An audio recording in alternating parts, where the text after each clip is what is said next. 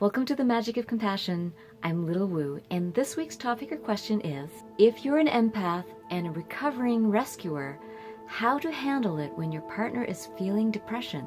First, let's look at the general tendencies of an empath. Very sensitive to the other people's emotions, and also sensitive to environmental stimulation like loud noises or lots of activity. They really need their quiet time. They also need their alone time, and they are very happy in nature. They tend to be very connected to their own feelings, and also very perceptive around other people's feelings. Now, the additional things that empaths experience are that they not only sense your feelings, their own feelings, but they also pick up all kinds of other energies from the environment.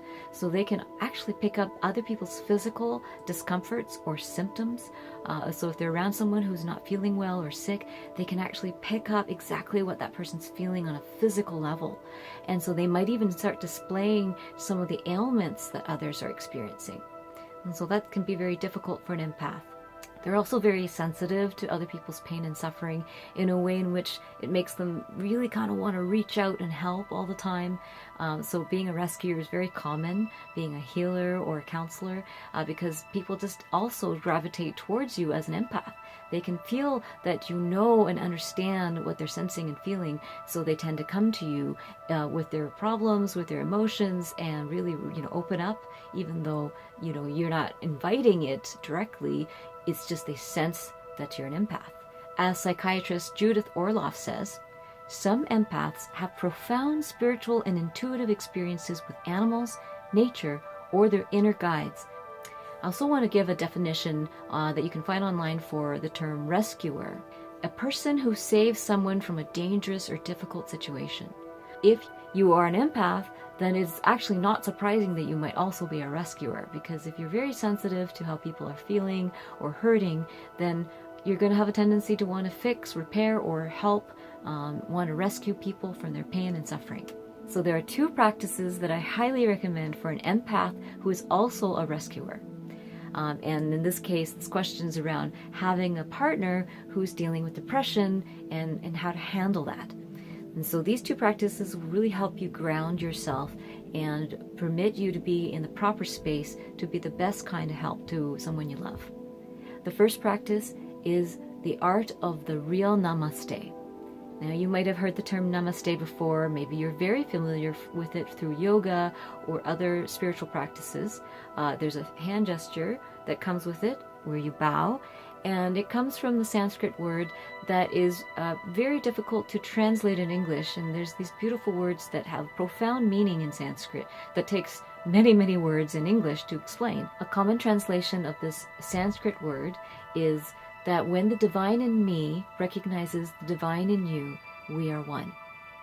And this is a very beautiful way to perceive it, but the practical use of it, beyond just a gesture in yoga or meditation or other practice, it is a practice of seeing truly your own divinity and remembering the other person's divinity as well, even when they are suffering in their physical form. And so even though it's very difficult to observe suffering in the world, it's important to practice observing them, each person, as a divine being who is in a physical form, and that they have a divine lesson that they are trying to learn in this moment. You are remembering that amid their suffering, they also have great, tremendous power and ability to connect with their source and access their own intuition and guidance. And so it's a very empowering way to perceive yourself and others. And when someone looks at you and believes in you and trusts in your power, it feels so much more than when they look at you as a victim and feel pity or sadness for you. And so that statement is not just a fluffy idea. It's a true, deep practice that allows you to elevate your empathy to a state of remembering, or a state of empowerment, and a state of empowering others to be who they truly are, even when they're going through deep struggle and pain. The second practice is to remember to remove your own triggers and pains from other people's struggles. So this person, if they're going through depression or going through some kind of suffering, then they're going through a life teaching. and you're not going to be able to change or remove that teaching. The second lesson is about removing your pain from someone else's pain, to remove your lesson from their lesson. And this is a very difficult thing for an empath to do, because you're feeling so much what they're feeling that you can sometimes find it hard to distinguish what is yours and what is theirs.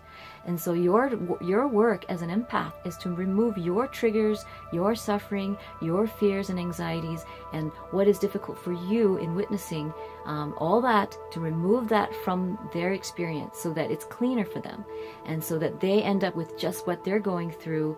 And yes, you can hold empathy outside of that ring, but you're actually not going to mix up and fog up their results and their experience with all your stuff. So part of the second practice is trying to catch where your patterns are, what dynamics you have with them, what can you remove as an emotional trigger, what kind of reactivity can you remove, and if rescuing is a real pattern, then how can you avoid the rescue pattern. Whenever we try to rescue or take responsibility for someone else's pain, suffering, or their well-being, then we're actually getting too much involved. We're trying to actually, in some ways, take away their lesson. But what we're doing instead is not ever taking away their lesson. We're just prolonging their lesson, and we're adding another layer of pain to their lesson, which is our stuff. However, I want to highlight the power of entanglement as well, because when you mix your lessons with someone else's lessons, or you entangle your pain with their pain, there is a teaching from that entanglement. Here's an example from my life. Many, many years ago, I had a very close friend who lost their job and was going through a period where they just couldn't figure out what they wanted to do with their life. So I started to loan them money on a month-to-month basis to help them have a little bit more breathing room, so that they didn't have to just take any job that they hated, but to actually have more space and more energy to look at what they really wanted to do with their life and their skills. My issues of feeling like I need to be always a kind person and helpful person, if I don't do these things then I'm not a good person, was tied into his feeling of, I want to be independent but I keep needing help and doesn't feel good.